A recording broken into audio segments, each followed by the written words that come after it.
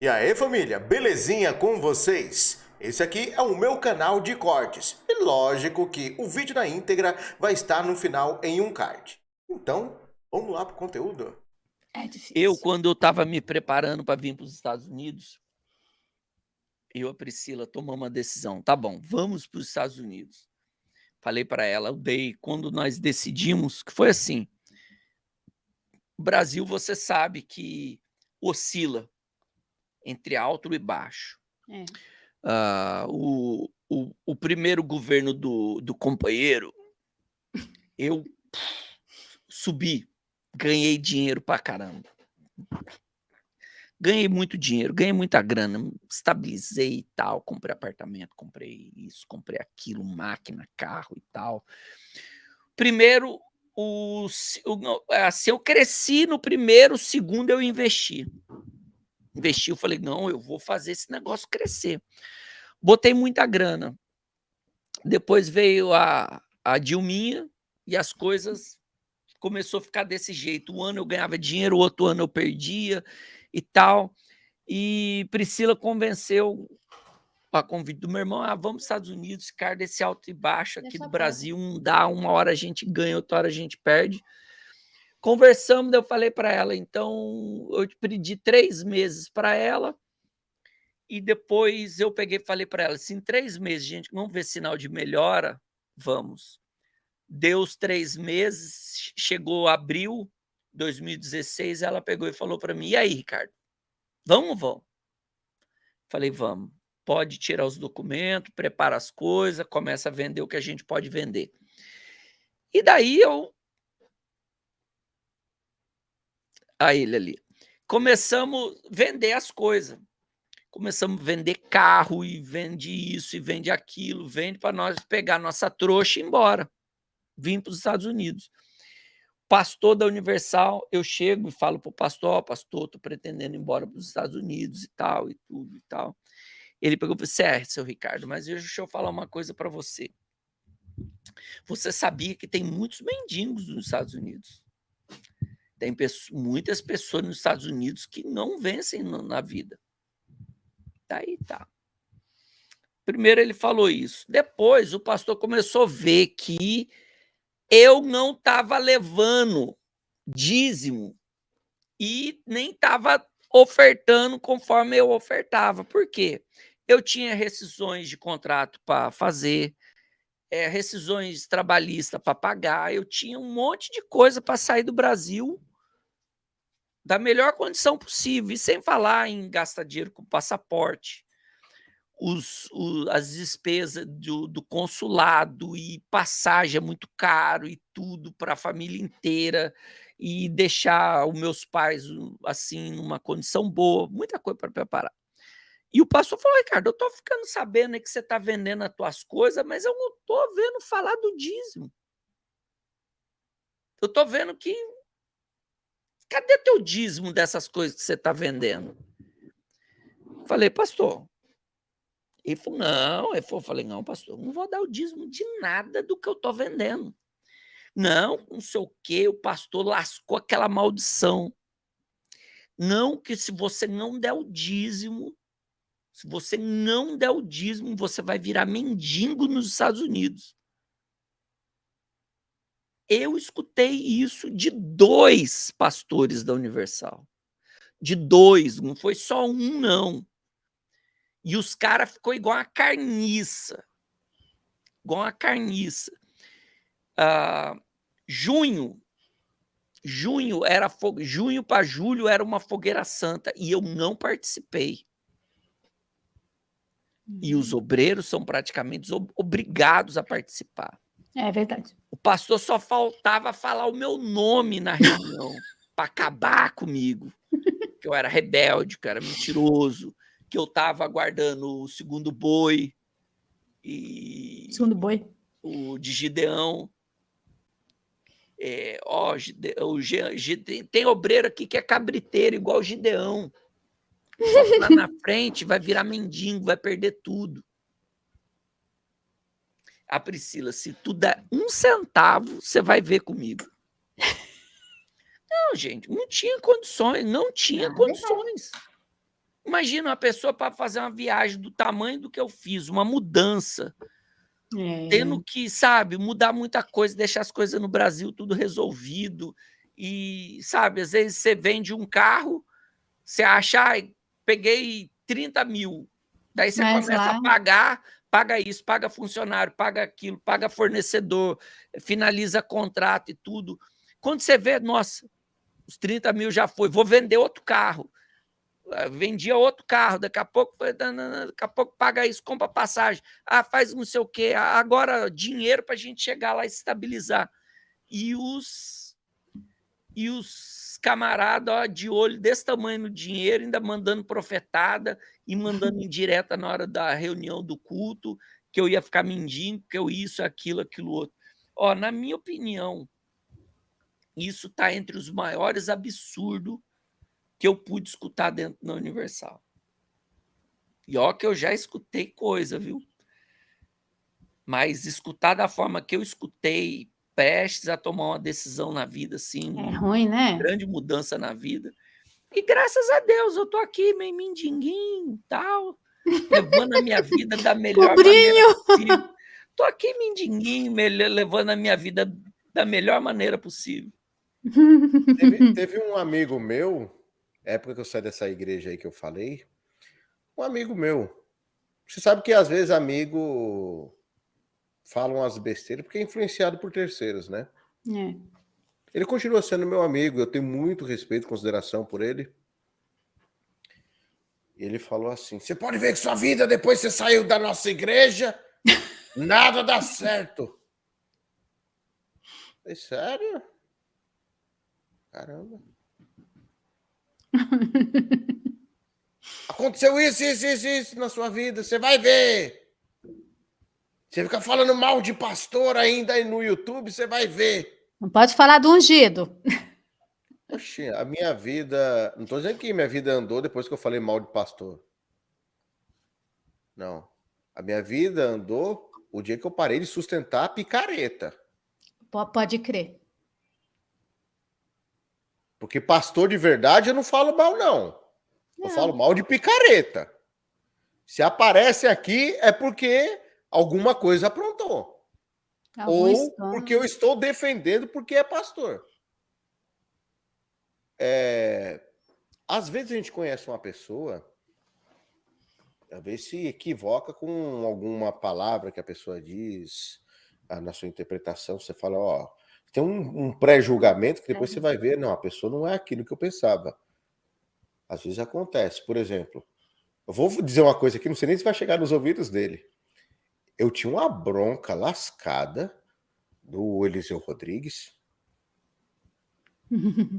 Rapaz, eu tinha uma bronca dele, confesso. Ele fez um vídeo aí falando umas coisas sobre negócio de dízimo e oferta. E um dia ele pegou, me chamou no Instagram. Eu falei, não, me chama no meu zap pra gente conversar. Conversei com ele, não é que o cara é gente boa? Conheci ele. Eu falei, não, o cara é gente boa. Tanto que eu já fiz até alguns vídeos aqui. Falei, não, nessa colocação ele está correto. Ou seja, quem é de verdade, a gente está do lado. Mas também, se aprontou coisa errada, segura. Já conversei com outros pastores. Vou citar 2 aqui que eu já conversei. Tem o Zap, já conversei com o Feliciano e com a Abílio Santana. Quando eles acertam, eu falo. E quando erra, eu sou o primeiro a descer o bambu. O Marquinho. Oxe, o dia do negócio dos dentes ungidos, eu mandei os lá para ele e falei, ô Feliciano, que negócio é esse? Ele falou assim, mano, é o seu serviço, pode fazer o seu serviço. Fica à vontade. Ele não tá nem aí, ele é desse jeito mesmo. Eu já conversei com pessoas ligado a ele, falou que ele não se importa.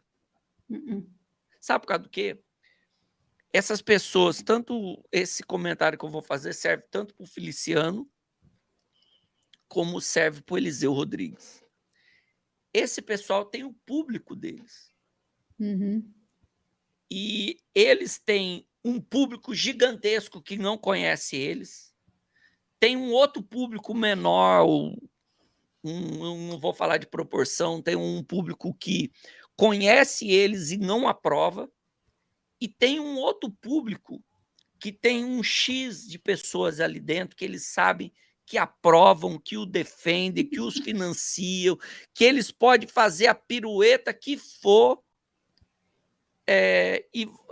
que vai continuar seguindo eles, defendendo as ideias dele, concordando com ele ou não. O dízimo do Eliseu, a tentativa do Eliseu costurar ali, você acha que é esse que o Carpano quis dizer?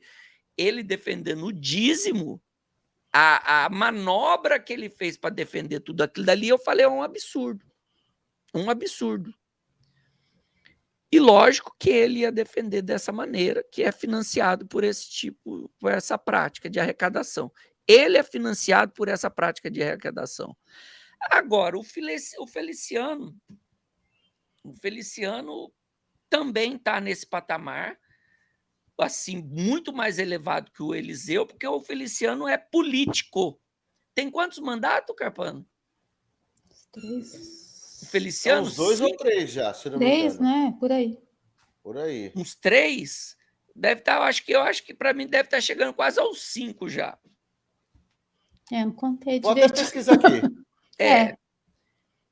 Ele sabe que ele tem aquele público. Já está bem Então, ele não calçado, está nem né? aí com o que ele fala.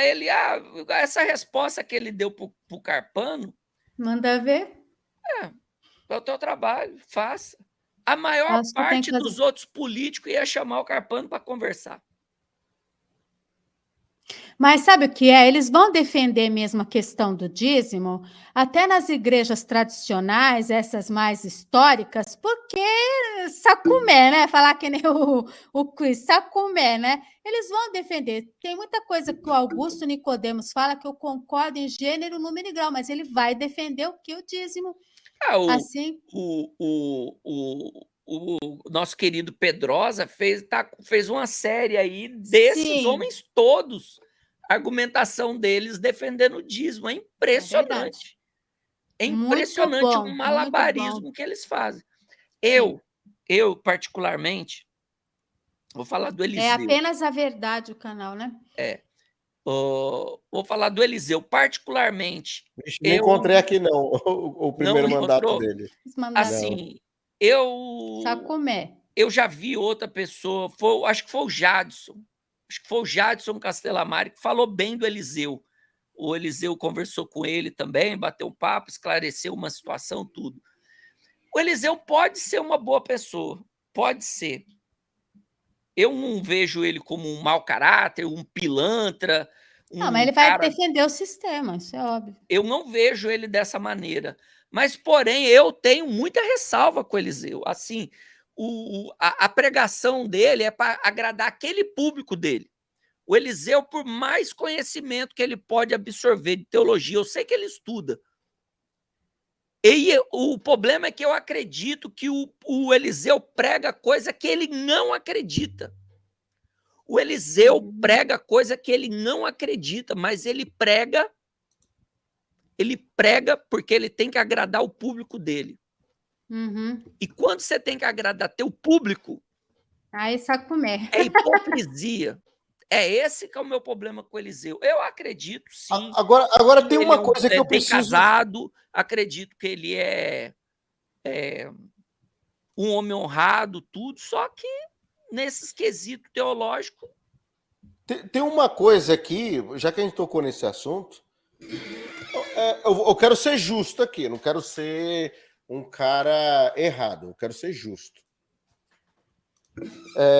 Se você pegar uma igreja histórica, por exemplo, que fala sobre o dízimo, e ele prega usando o texto de Malaquias 3,10 como exemplo, e ele traz à luz da Bíblia que a pessoa tem que contribuir para a manutenção da igreja, apesar de que eu tenho a minha opinião formada sobre isso. Eu já deixo muito bem claro, eu não sou contra a igreja ter o recurso para se sustentar e manter quem realmente está na obra. Eu não sou contra isso, sou a favor. O que eu sou contra são os excessos. Se nós vemos nas igrejas históricas, por exemplo, eu discordo de muita coisa do calvinismo, mas muita coisa eu discordo do calvinismo. Só que uma coisa que eu tiro o chapéu para os caras, por exemplo, você vê Paul Washer, olha o carro que ele tem. Você vê alguns pastores que são reformados, vai ver a vida deles. Eles não são multimilionários. Alguns têm uma certa fama no YouTube devido a se destacar entre pregadores e tal. Mas você vê que a vida deles, eles são aquilo que eles pregam.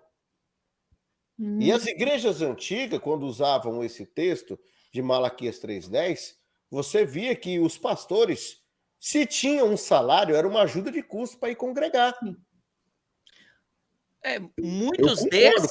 Muitos desses, assim, sabendo que hoje praticamente as referências dessas igrejas estão aqui nos Estados Unidos, e quando a gente tem acesso à vida deles, a gente vê que é um padrão de vida normal do americano.